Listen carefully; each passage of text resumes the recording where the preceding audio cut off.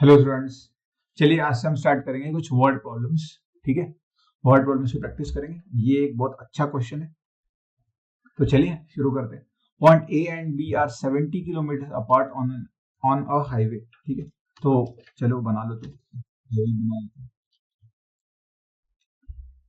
एक हाईवे बना, एक ये हाईवे है।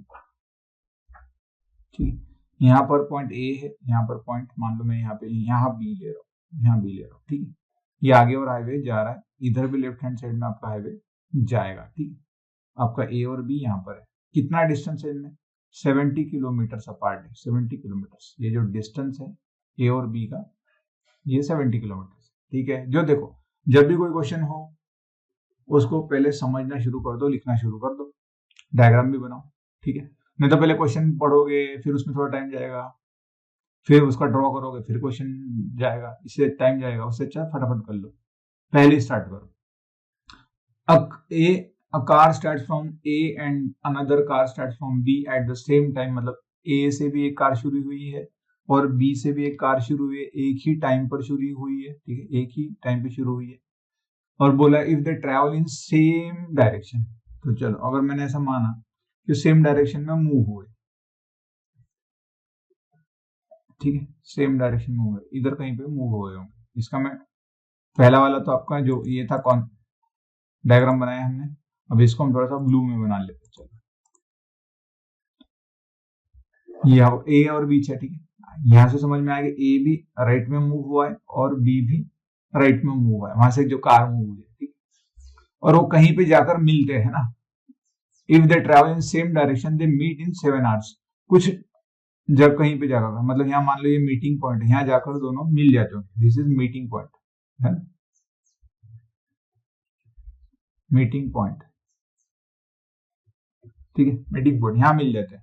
तो इन शॉर्ट हमको क्या दिखा कि बी ने कुछ डिस्टेंस ट्रेवल किया होगा यहाँ से यहाँ तक का, यहाँ से यहाँ तक का, कितने दिन कितने टाइम में? 7 आवर्स में। तो 7 आवर्स में बी ने इतना डिस्टेंस ट्रेवल किया। ठीक है, चलो ये दिख रहा है आपको। उसके बाद जो ए है उसको कितना डिस्टेंस ट्रेवल करना पड़ा मिलने के लिए 7 आवर्स में? उसको ज्यादा डिस्टेंस ट्रेवल करना पड़ा। जितना बी ने किया उतना तो करना ही पड़ा, बट ये 70 किलोमीटर उन दोनों के बीच का जो था डिस्टेंस, वो भी उसको ट्रेवल करना पड़ेगा। हाँ कि नहीं? हाँ।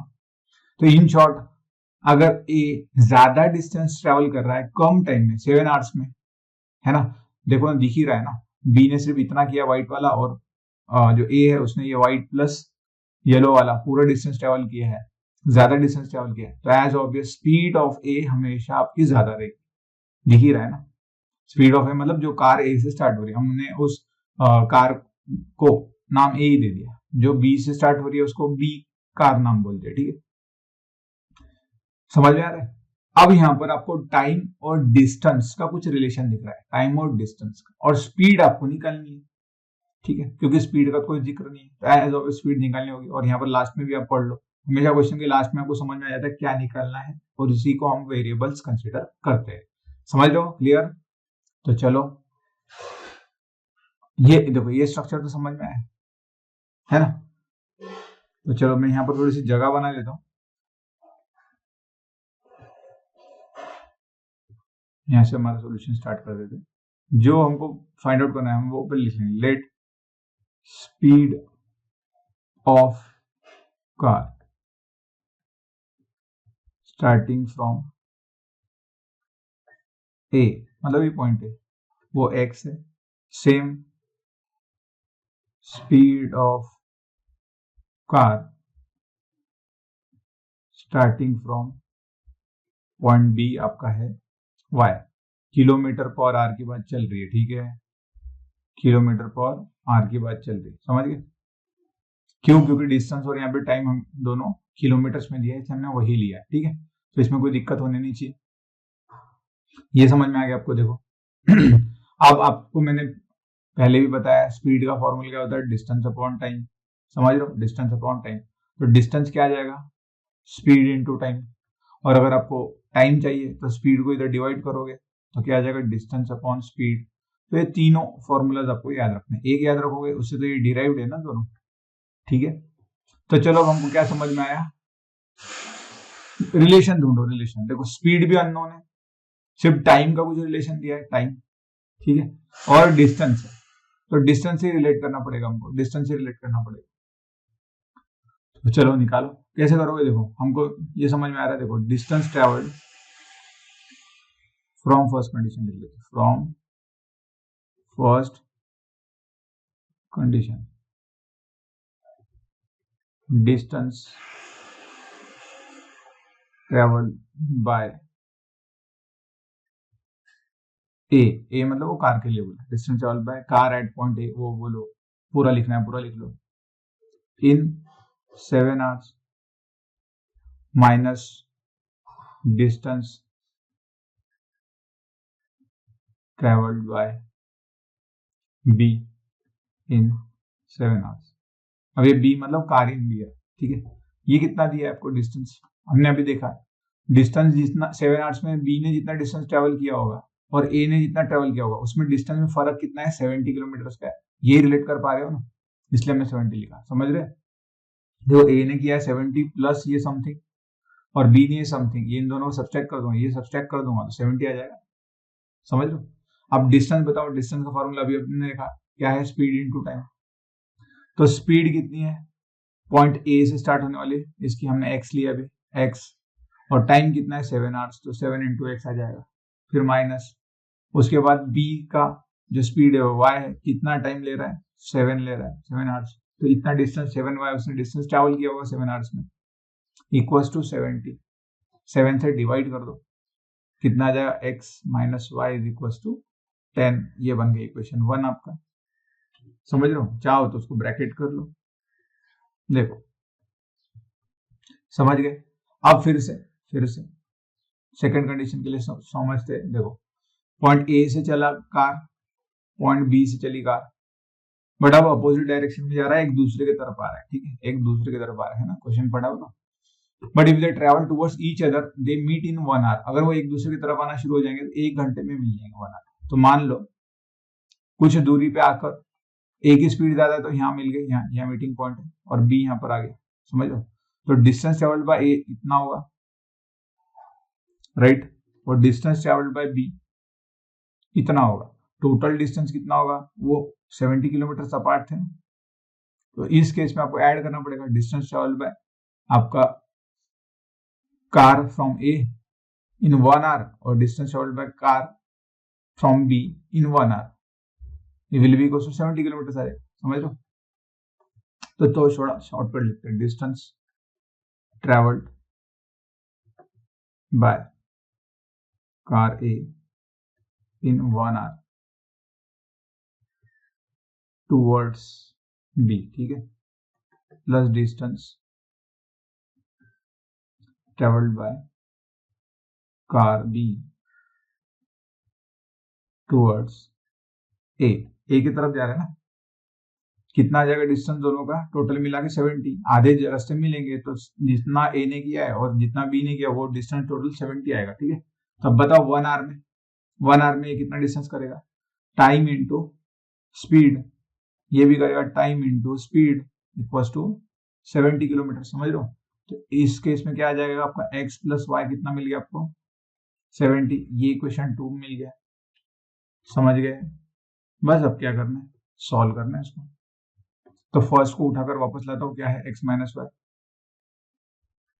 इक्वल्स टू 10 दिया है, देखो पहले से इक्वेटिंग कोएफिशिएंट है, ये तो सबसे सिंपल है, ऐड कर दो, चाहो तो लिख लेना ऐड इक्वेशन 1 एंड 2, ये 1 है, कितना आ जाएगा X plus X 2x, Y Y cancel, 70 plus 10 80, ये 2 से कैंसिल हो गया आपका, तो x क्या आ गया 40, मतलब speed of a car starting from point A कितना बन गया आपका 40 किलोमीटर पर आवर, यहाँ लिख लेना, वो लास्ट में लिखेंगे, ठीक, चलो फिर अब पुट कर दे, put x equal to 40 in equation किस में रखोगे, सेकंड में रख दो, क्योंकि y इक्वल टू क्या आ जाएगा फिर 70 माइनस एक्स है ना, तो पहले हमेशा की तरह इक्वेशन फिर से लिखना चाहिए, समझ लो,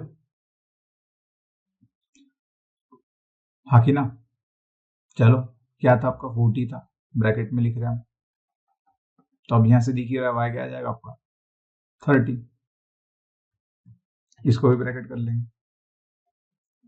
देखो कितना सिंपल है, बस लास्ट में लिख लेंगे therefore speed of car starting from point A is कितना था 40 kilometre per our 40 kilometre per our. चाहो तो यहाँ किलोमीटर पर आवर लिख सकते हो आप, यहाँ पर भी दोनों जगह लिख दो।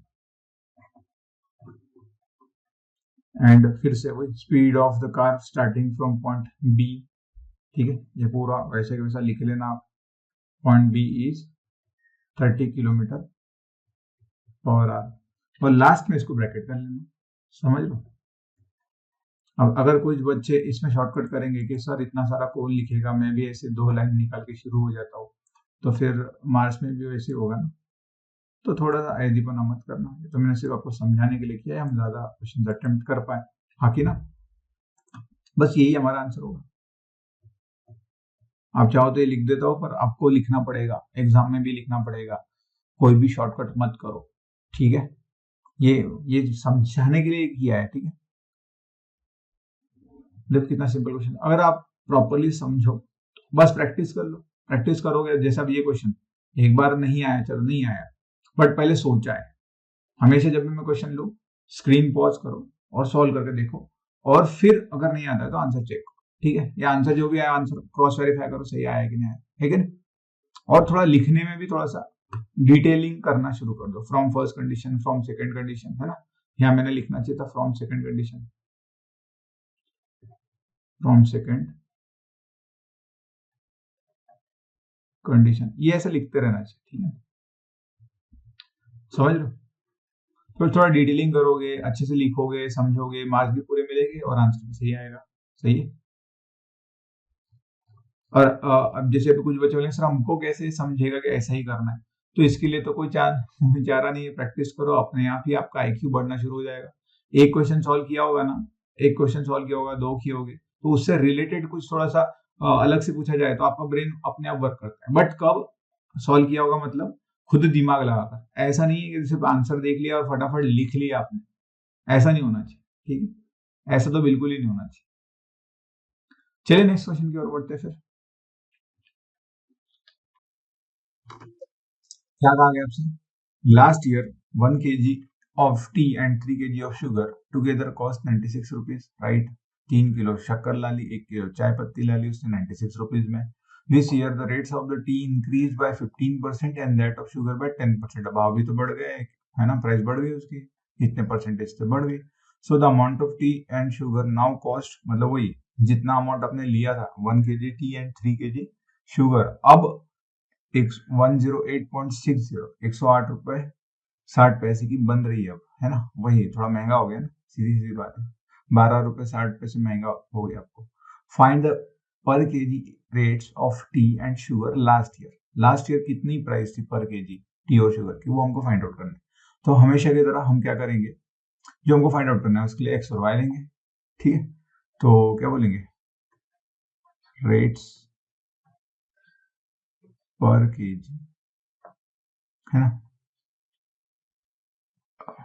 KG of T last year पर केजी ऑफ टी का जो प्राइस थी वो थी मान लो एक्स रुपीज, ठीक है। और सेम रेट्स पर KG of sugar last year थी मान लो वाई, ठीक है, 5 रुपीज। अब देखो, हो सके तो अगर आप वेरिएबल हमेशा एक्स और वाई लेते हो, उसकी जगह पर जिसके बारे में बात चल रही है उसके बारे में लो, मतलब टी के बारे में चल रही है तो आप टी लो, शुगर के लिए एस लो, ठीक है। बट जनरली बच्चों को एक्स वाई की आदत होती है, इसलिए मैं वैसे ही सॉल्व कर रहा हूँ।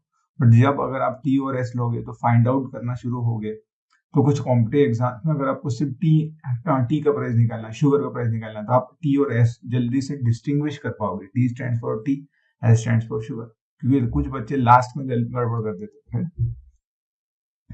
चलिए तो फिर फ्रॉम फर्स्ट कंडीशन, पहली कंडीशन में क्या बोला है, 1 kg टी, तो 1 इंटू टी, पर केजी का प्राइस टी है, और जितना अमाउंट रहेगा उसको उससे मल्टीप्लाई करना पड़ेगा, है कि नहीं। समझ लो, जैसे 1 रुपए की एक चॉकलेट है, 1 रुपए की चॉकलेट, 2 चॉकलेट्स लेंगे तो 2 इंटू करना पड़ेगा, तब टोटल अमाउंट मिल जाएगा। 3 चॉकलेट्स लेंगे तो 3 इंटू करना पड़ेगा, टोटल अमाउंट मिल जाएगा 3, है ना, इस टाइप से। तो पर केजी का आपको प्राइस है टी, तो जितना अमाउंट आप ले रहे हो उससे उसको मल्टीप्लाई कर दो, समझ लो। तो 1 टी, और उसके बाद में आपने शुगर कितनी ली है, 3 kg, तो 3 इंटू योर टी लिख रहा हूँ मैं, हमने एक्स और वाई लिए थे, 1 इंटू एक्स लोगे और 3 इंटू आपका वाई, ठीक है। वाई क्या है, शुगर की प्राइस है, तो 3 kg शुगर की प्राइस इतनी हो जाएगी, 1 kg टी की प्राइस इतनी हो जाएगी, टोटल प्राइस आप ऐड करोगे जो कि दिया है 96 रुपीज, राइट। तो इक्वेशन 1 हो गया, समझ गए, हटा देता हूँ। इसके बाद देखो, अब वो क्या हुआ था, नेक्स्ट ईयर क्या हो गया, 15% जो थे प्राइस बढ़ गई, किसकी, 15% टी की प्राइस बढ़ गई और 10% शुगर की प्राइस बढ़ गई, ठीक है। तो पहले थोड़ा सा समझते, परसेंटेज मतलब प्राइस इंक्रीज कैसे होना। जैसे मान लो 100 रुपीज पहले टी की प्राइस, तो अब कितनी हो जाएगी बताओ, अगर 15% बढ़ रहा है तो इसी का जो प्राइस था उसी के 15% इसमें ऐड करना पड़ेगा, 15% ऑफ जितना प्राइस था 100, तो 100 कट गया, 15 रुपीज बढ़ जाएंगे, तो 115 हो जाएगा, ठीक है, प्राइस एक साल बाद टी की, समझ लो। तो बस उसी तरीके से हम भी अब समझने के लिए, देखो आप डायरेक्टली लिखोगे, ये सिर्फ समझने के लिए चल रहा है हमारा।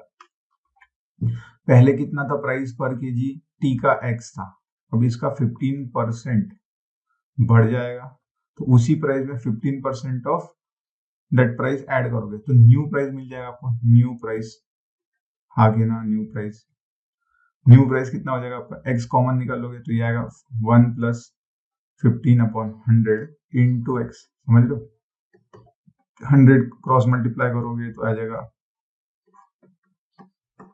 समझ रहे हो, ये क्या बन जाएगा फिर 115/100 इंटू एक्स, तो न्यू प्राइस ऐसी आ जाएगी, अब समझो, न्यू प्राइस मतलब ये 115%, परसेंट को अगर हटाना होता है तो हम 100 से डिवाइड करते हैं, इसको आप ऐसा भी लिख सकते हो, 115% ऑफ एक्स न्यू प्राइस, ठीक है, पर जरूरत नहीं है, हम डायरेक्टली ये करेंगे क्योंकि नहीं तो भी इसको ऐसे लिखना पड़ेगा, समझ गए। उसी तरीके से टी का प्राइस भी लिख सकते हो आप, न्यू न्यू प्राइस ऑफ, यहाँ पर टी लिख लेते हैं, न्यू प्राइस ऑफ शुगर, वो क्या आएगा, 10% से बढ़ रहा है, तो डायरेक्टली ऐसे कर लेते हैं ना, 110%, 110% बन जाएगा, बस 100 में उतना मिला कि उतना परसेंट ले लो, ऐसा लगा, इसका मतलब अगर इंक्रीज हो रहा है कुछ भी तो 100 में जितने परसेंट से इंक्रीज हुआ है वो ऐड कर दो, ऑफ एक्स या ऑफ वाई, जो केस है वो यहाँ पर वाई आएगा, क्यों, क्योंकि शुगर के लिए हमने तो वाई लिया था ना, समझ लो, ऐसा लिखना हमेशा के लिए, तो याद ही रख लो, अगर प्राइस इंक्रीज होती है तो जितने परसेंट से इंक्रीज हो रही है वो 100 में ऐड करके उतना परसेंट उस वैल्यू पे ले लो, ठीक है। मैंने 100% 100 में ऐड करके 15 से बढ़ा था इसलिए 100 में 15 ऐड करके जो बन गया 115% ले लिया, शुगर 10% इंक्रीज हुई थी इसलिए 100 में 10 ऐड करके उतना परसेंट वाली लिया, आप परसेंट निकालना है मतलब ये वापस से ऐसे लिख सकते हो ना, समझने के लिए बता रहा हूँ, ठीक है।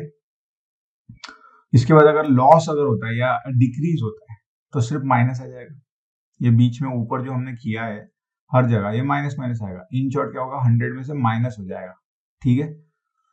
तो समझिए लॉस के लिए कैसे लिखोगे, 100 माइनस कर देना, अगर ऐसा बोला जाएगा कि 15% लॉस में सेल किया या लॉस में परचेज किया ऐसा, तो आप 100 में से 15 माइनस करते 85% ऑफ दैट प्राइस ले लेते, समझ गए। तो ये सिर्फ समझने के लिए लिखा है, लिखोगे आप ऐसा डायरेक्टली, ठीक है।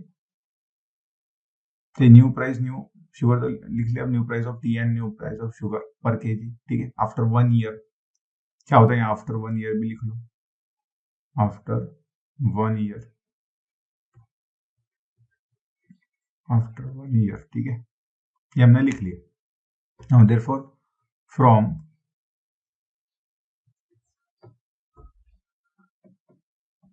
सेकंड कंडीशन,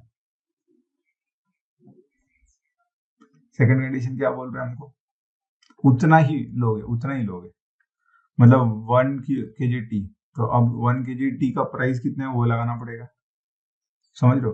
3 kg शुगर, तो न्यू प्राइस लगाना पड़ेगा 3 का, फिर इसका एडिशन करोगे, है ना। और वो अमाउंट दिया 108.60, ठीक है, ये अमाउंट दिया है।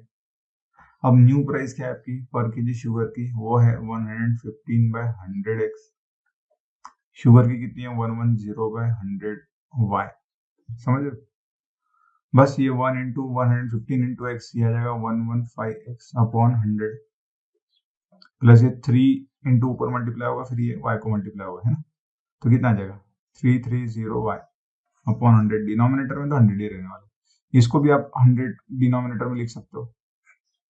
मैंने बताया जितना डेसिमल, जो डेसिमल पॉइंट है राइट साइड से जितने डिजिट्स छोड़कर लिखा है उतने जीरोस 101 पे लगा दो, तो वो डेसिमल आप रिमूव कर सकते हो, उसका उल्टा कर लो फिर।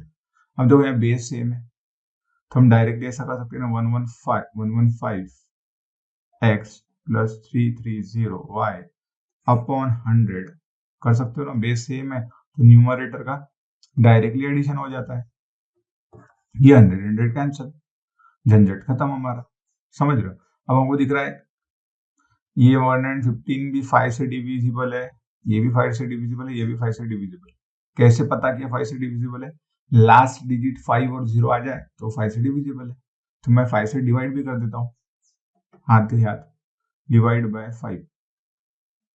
तो दोनों साइड में डिवाइड करोगे ना, जैसे एग्जांपल के लिए अगर मैंने इधर साइड में सिर्फ समझाने के लिए लिखा, यहाँ 5 लिखा, तो इधर 5 लिखा डिवाइड करो, तो इसको तो डिवाइड कर ही दोगे 5 से, पर इधर जो प्रॉब्लम है हमारा, ये दोनों को डिवाइड करना पड़ेगा, इसको भी और इसको भी सेपरेट करोगे ना, या हर नंबर को सीधा सीधा हर नंबर को डिवाइड करते हो आप, जब भी डिवाइड करते हो तो हर नंबर को डिवाइड करते हो, तो करो जल्दी जल्दी। क्या आएगा ये 2 और फिर आएगा 1 फिर 3, समझ लो 5 से डिवाइड किया, इसको 5 6 30, 5 6 30, सही है।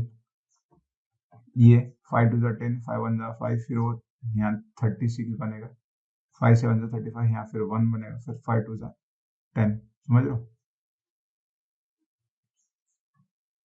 अब थोड़ा और रिड्यूस हो गया, अब 23 से भी मुझको लग रहा है कटेगा, तो करके देखो, ये तो कटेगा, ये 23 से डिविजिबल है क्या देखते हैं, तो कैसे रिड्यूस हो रहा है, और ना क्वेश्चन ऐसी फॉर्म हो जाता है जो डिवाइड हो सकता है। अब 23 का हमको टेबल नहीं आता है तो कुछ मत करो, नहीं आता है तो 23 9 जा मुझको लग रहा है, क्योंकि 230 10 जा होगा ना, तो 9 जा कर लेंगे सीधा सीधा, तो उससे छोटा ही नंबर आना ना, 9 3 जा 27 कैरी 2, 9 2 जा 18 प्लस 2 20, 10 आने वाला है 2, समझ लो। अब ये 4 जा सीधा सीधा है, 4 जा ही लग रहा है मुझको, आके ना, क्योंकि फायदा करेंगे तो उसका हाफ हो जाएगा, तो 4 जा हो रहा है क्या देखो,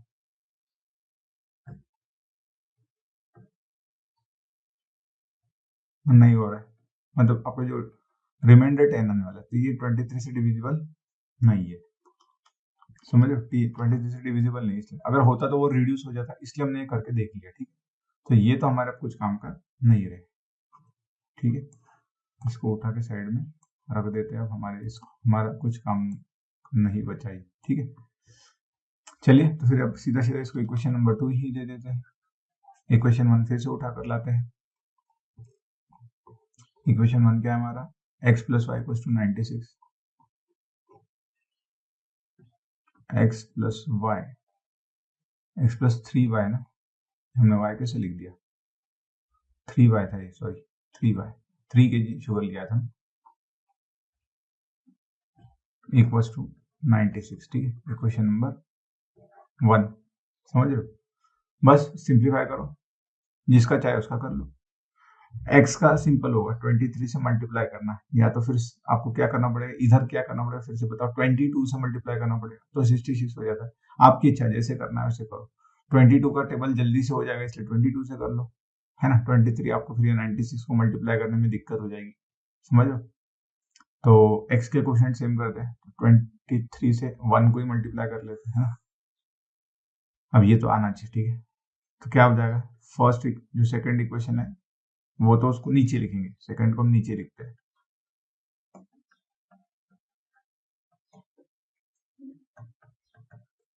फर्स्ट को 23 से मल्टीप्लाई किया क्या आएगा, 23 into x, 23 into 3 66x,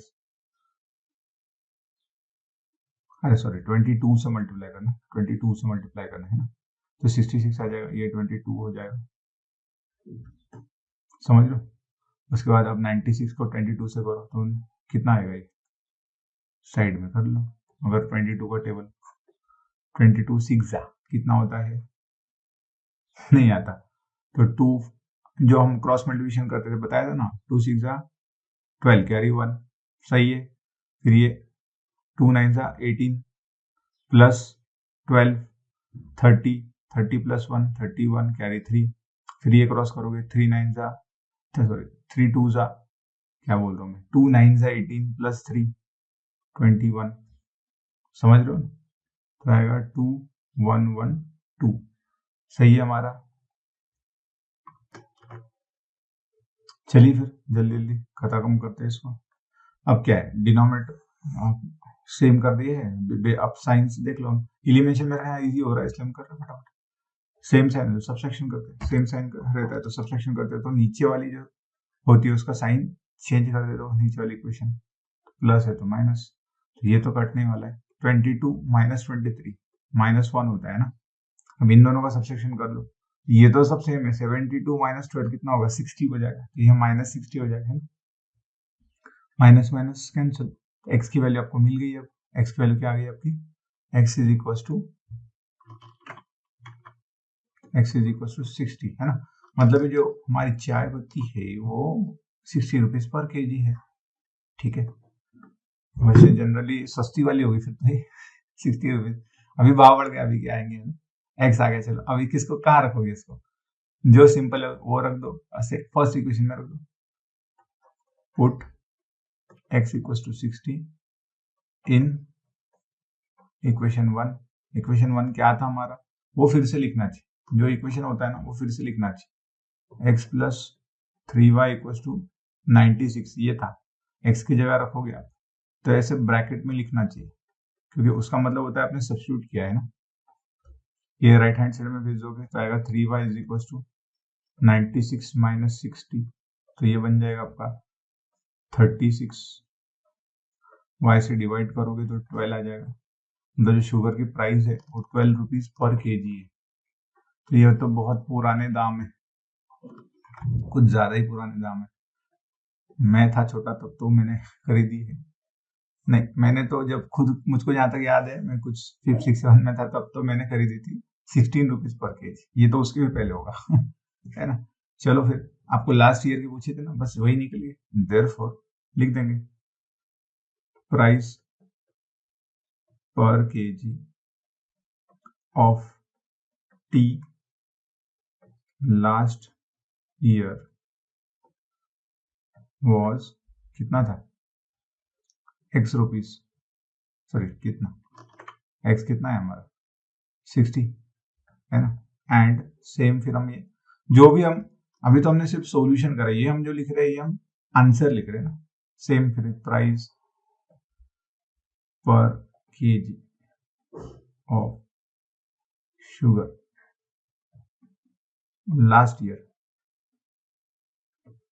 was 12 rupees, ठीक है। 12 रुपीज वगैरह वो भी लगा सकते हो आप चाहो तो, यहाँ रुपीज RS भी लगा सकते हो, या उसके पहले रुपीज वाला सिंबल हमारा है ना वो भी दे सकते हो, क्लियर, सॉरी ऐसा रहेगा। चलो फिर नेक्स्ट क्वेश्चन की ओर बढ़ते हैं फिर, चलिए एक न्यू क्वेश्चन है, थोड़ा सा पढ़ लो, थोड़ा सा समझ लो, है ना। क्या कहा गया है इसमें, a person invest some amount at 12% simple interest, ऐसा है मतलब simple interest, and some other amount at 10% simple interest, मतलब क्या किया उसने, उसके पास कुछ अमाउंट था, थोड़ा अमाउंट ऐसी स्कीम में इन्वेस्ट किया जो सिंपल इंटरेस्ट 12% देता है, और थोड़ा अमाउंट ऐसी स्कीम में इन्वेस्ट किया जो आपको 10% सिंपल इंटरेस्ट देता है ईयरली, है ना। He receives an annual interest, अब उसको कुछ इंटरेस्ट भी आया होगा एक साल बाद में, वो मिला उसको 1300 rupees, but if he interchanges the amount invested, मतलब जो पहले 12% में इन्वेस्ट किया था वो 10% वाले में करेगा, जो 10% में किया था वो अब 12% वाले में करेगा, ऐसा बोले। He shall receive 40 rupees more as interest, है ना। अब 40 पर रुपीज उसको ज्यादा मिलेंगे, मतलब 1340 रुपीज मिलेंगे। अब उसको अगर आप उसने अमाउंट इंटरचेंज कर दिया, स्कीम वही, amount interchange, how much has he invested at sorry how much has he invested at each rate, her rate पे उसने कितना इन्वेस्ट किया था, ठीक है। देखो ये क्वेश्चन अच्छा है, हम खुद भी इन्वेस्टमेंट सीखेंगे करेंगे, तो इन फ्यूचर हमको आना चाहिए ना, किस तरीके से इन्वेस्ट करो कि आपको प्रॉफिट ज्यादा मिले। देखो पहले वाले केस में उसको 1300 रुपीज ही इन्वेस्ट मिल रहा था, और अमाउंट तो उसका खुद का ही था, है ना। सिर्फ उसने इंटरचेंज किया, थोड़ा सा दिमाग लगाया, इंटरचेंज किया, 40 रुपीज ज्यादा मिल गए उसको, तो ये फायदा तो उसी का हुआ ना, समझ लो। तो हम लिख लेते हैं फिर, लेट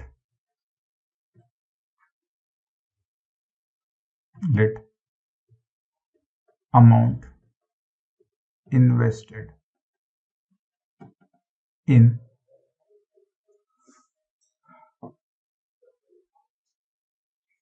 12% ऐसा है, ठीक है। कितना है आपका, एक्स रुपीज उसने इन्वेस्ट किया होगा, सेम अमाउंट इन्वेस्टेड इन 10% ऐसा है,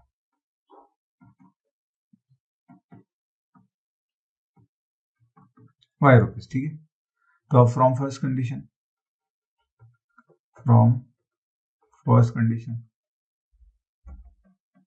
देखो, जब भी कोई अमाउंट आपने इन्वेस्ट किया, मान लो अगर मैंने 20 रुपीज इन्वेस्ट किया और मुझको मिलने वाले हैं 1 साल बाद इसके इस अमाउंट के कितने, हाँ समझ लो 10% मिलने वाले, तो 10% ऑफ दिस अमाउंट मिलेगा मुझको, और ऑफ मतलब मल्टीप्लिकेशन होता है, परसेंटेज को हटाना है तो आप 100 से डिवाइड करते हो, है ना। इन शॉर्ट आपको जितना परसेंट है मिलने वाला है उसको 100 से डिवाइड करके उस अमाउंट को मल्टीप्लाई कर दो आप, तो उतने रुपए आपको मिलने वाले हैं एज एन इंटरेस्ट, है ना। 2 रुपीज मिलेंगे ना, 20 का 10% तो 2 रुपीज ही होता है ना, 2 रुपीज मिलेंगे एज एन इंटरेस्ट, बस वही केस हम यहाँ लगा रहे हैं। तो चलो पहले केस में एक्स रुपीज इन्वेस्ट किए थे, तो उसको इसका ब्याज कितना मिलेगा, 12% ऑफ एक्स रुपीज मिलेगा ना, तो परसेंट ऑफ को ऐसे लिख सकते हो 12/100। फिर जो वाई रुपीज इन्वेस्ट किए थे उसमें 10% मिलेंगे उसको, तो 10% ऑफ वाई रुपीज जो इन्वेस्ट किया था इतना उसको अमाउंट मिलेगा एज एन इंटरेस्ट। अब ये टोटल इंटरेस्ट कितना बनेगा, ऐड करोगे, है ना, टोटल इंटरेस्ट ऐड करोगे, वो दिया है आपको 1300 रुपीज, फर्स्ट कंडीशन में 1300 रुपीज दिया है कि नहीं है, ये यहाँ दिख रहा है, समझ लो। नेक्स्ट, अब सेकेंड कंडीशन में क्या बोला है उसने, फ्रॉम सेकेंड कंडीशन में कहा है कि अमाउंट इंटरचेंज कर दिए, तो एक्स की जगह वाई लिख दो, वाई की जगह एक्स लिख दो, ये तो सबसे सिंपल ही होगा ना। ये तो मैंने डायरेक्ट आपको लिख कर दिखाने के लिए कर दिया, एक्स की जगह वाई करना हमको, ये वाई आ जाएगा, समझ लो। ये 10/100, और अब 40 रुपीज एक्स्ट्रा मिलने वाले, तो 1300 में 40 रुपीज ऐड कर दूंगा मैं, तो 1340 रुपीज आ जाए, समझ लो। और अब इंटरचेंज भी तो किया, एक्स की जगह वाई की जगह एक्स, तो इंटरचेंज कर दिया, समझ लो। अब थोड़ा सा इसको सॉल्व कर लो तो इजी हो जाएगा, है ना। ये तो सिर्फ फटाफट समझाने के लिए किया है, समझ लो। तो थोड़ी सी जगह हम ऐसे छोड़े, थोड़ा सा पहले से सिंप्लीफाई कर लो, ठीक है ना। इसको देखो बेस सेम है, तो डायरेक्टली आप लिख सकते हो numerator 12x plus 10y upon 100 आने वाला है, इक्वल टू 1300, समझ गए, सही है। थोड़ी सी और जगह बना लेते हैं। अब ये 100 इधर मल्टीप्लाई हो जाएगा, तो क्या बन जाएगा आपको, 12x plus 10y is equal to 1300 into 100 करोगे, तो पहले से जितने जीरो उतने, और अगले और 2 जीरो आप ऐड कर देते हो, लगा देते हो, ये इक्वेशन 1 बन जाएगी आपकी, समझ गए। नेक्स्ट, अब नीचे आ जाओ, इसमें भी सेम केस हो जाएगा, आप डायरेक्टली लिख सकते हो ना, ये 100 इधर आने वाले 1 3 4 पहले, और 2 जीरो लगाओगे। अब इतने स्टेप्स क्यों लिखने हैं हमको, जब हमको पता है ये 2 स्टेप्स आप हटा सकते हो ना, 2 स्टेप्स समझ लो, या एक स्टेप एटलीस्ट कॉमन करके इधर भेजने वाली एक स्टेप तो आप हटा ही लोगे, तो उतना टाइम बच जाएगा आपका। ये इक्वेशन मिल गया हमारा 2। अब 1 को उठाकर लाते हैं इधर नीचे, वो तो आपका यही है, क्या है देखो। चलो अब इसको प्रॉपरली अरेंज भी तो करेंगे, प्रॉपरली पहले अरेंज भी तो करेंगे, इक्वेशन नंबर देने की जगह पहले अरेंज कर लेते। आप चाहते तो इसी स्टेप में कर लेते, और स्टेप बच जाते आप, तो कितना आएगा, ये मैंने 100 लिख दिया गलती से इधर,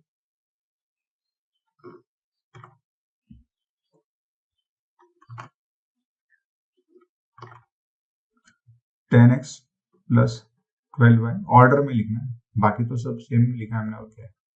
इसको इक्वेशन नंबर 2 देंगे। इक्वेशन 1 फिर से उठाकर नीचे लाएंगे,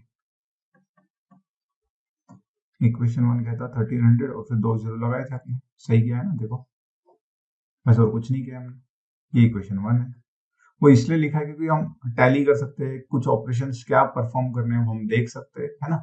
अब हमको दिख रहा है देखो ऐसा कुछ नंबर है, तो जिसके आपको इजी लगे वो सेम कर लो, ठीक। तो 12 से इधर मल्टीप्लाई करना मुश्किल होगा, मैं क्या करता हूँ 10 से करता हूँ, y के सेम करता हूँ। मुश्किल होगा मतलब कंपैरेटिवली मुश्किल होगा, तो y के सेम करते हैं फिर 10, क्योंकि ये 10 से फटक से आगे 0 लग जाए, इधर से 12 करोगे तो 12 का टेबल आप जल्दी से कर सकते हो, है। वैसे तो किसी भी करो, बट यहाँ इधर से अगर x के करते हो 12 के लिए आपको ज्यादा नंबर्स को मल्टीप्लाई करना पड़ता है, एक एक्स्ट्रा 4, 3 1 को तो करना ही है, यहाँ पर सिर्फ 3 1 को ही करना है, राइट से अगर आप आ रहे हो तो, है ना। तो ऐसा डायरेक्टली आ जाता है समझ में, प्रैक्टिस करो, ऐसा कोई सोचना नहीं है, ऐसे ही करना है, ऐसा कोई दिक्कत नहीं है। आप चाहो तो एक्स के करो, मैंने वाई के करना शुरू कर दिया, कोई प्रॉब्लम नहीं। तो इक्वेशंस क्या बन जाएंगी हमारे, थोड़ा साइड में लिखते हैं, इक्वेशंस क्या बन जाएंगे हमारे, 10 से मल्टीप्लाई करोगे 100x आएगा, ये 120y आएगा, ठीक है। ये 134 0 0 0, पहले 3 0 थे, अब एक और 0 ऐड हो जाएगा, 0 10 से मल्टीप्लाई करने बताओ, 12 से कर लो, 12 इंटू 12x कितना आ जाएगा 144x, समझ लो। 12 इंटू 10 120 आ जाएगा, ये वाई रहेगा। अब ये 4 जीरो तो वैसे के वैसे रहने वाले, तो अट आप राइट हैंड साइड से शुरू करोगे, समझ लो। फिर 12 3 जा 36, कैरी 3, 12 1 जा 12 प्लस 3 15, ऐसे समझ लो, एक के नीचे एक लिखना, देखो सब्सट्रैक्शन करने में भी आसानी होगी। अब क्या करना है, सब्सट्रैक्शन करना है, जब भी हम सब्सट्रैक्शन करते हैं तो नीचे वाले का साइन चेंज करते हैं, नीचे वाली इक्वेशन का, यहाँ प्लस है कुछ नहीं है मतलब माइनस, तो 100 माइनस 144, तो बड़े नंबर से छोटा कर लो और साइन बड़े नंबर का दे दो, ये तो कटने वाला है।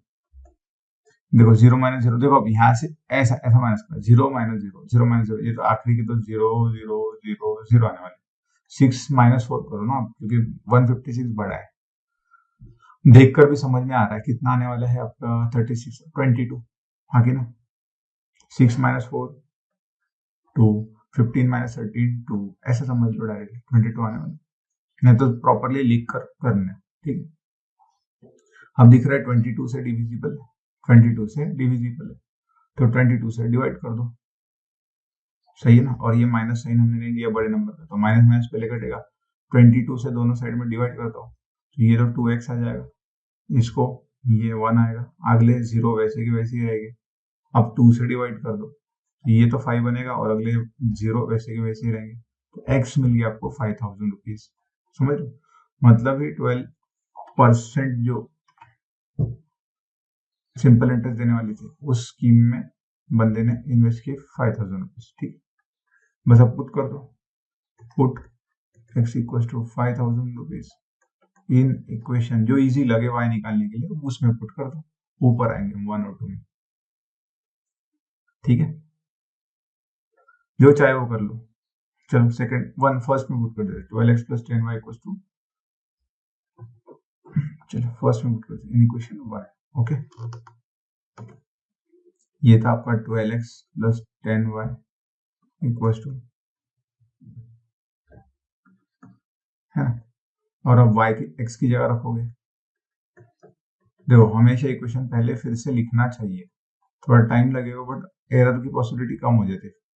ये 5000 रख दोगे, 12 5 60, पहले 60 लिख दोगे और अगले 3 0 उसके आगे लगा दोगे, 10y इक्वल, अब मैंने ये ही क्यों किया, क्योंकि बाद में 10 से डिवाइड करना इजी हो जाएगा ना, y निकालना। अगर मैं सेकंड में रखता था 12 आता, फिर 12 से डिवाइड करने के लिए मेरा टाइम और ज्यादा जाता। तो ये चीजें आपको प्रैक्टिस से समझ में आने लग जाएगी, ठीक है, और थोड़ा कॉन्शियसली भी करना चाहिए, है ना। अब ऐसा नहीं होता कि क्वेश्चन सिर्फ सॉल्व करना इंपॉर्टेंट है, बस सॉल्व आ जाए, जल्दी भी इंपॉर्टेंट है ना, टाइम कितना कंज्यूम कर रहे हो आप।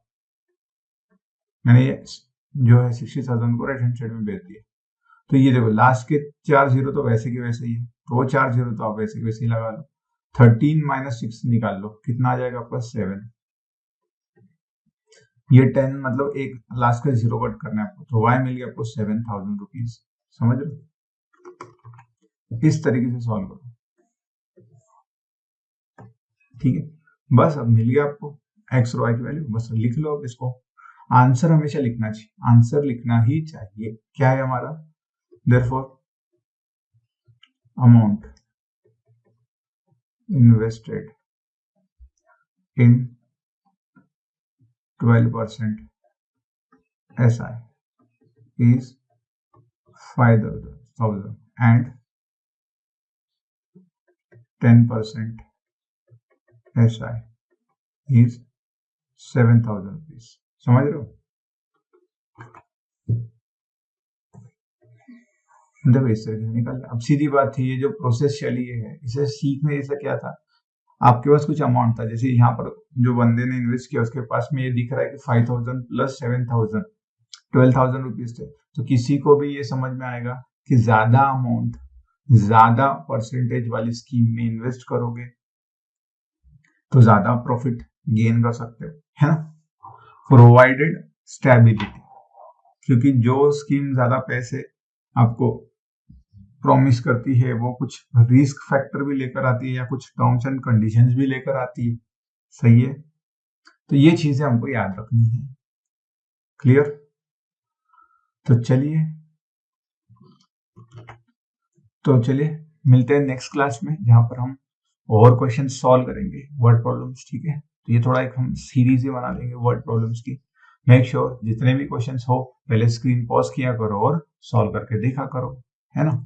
अब पूछोगे सर ने लास्ट में बताया, ये तो कॉमन सेंस है, बार बार बताने की जरूरत नहीं है।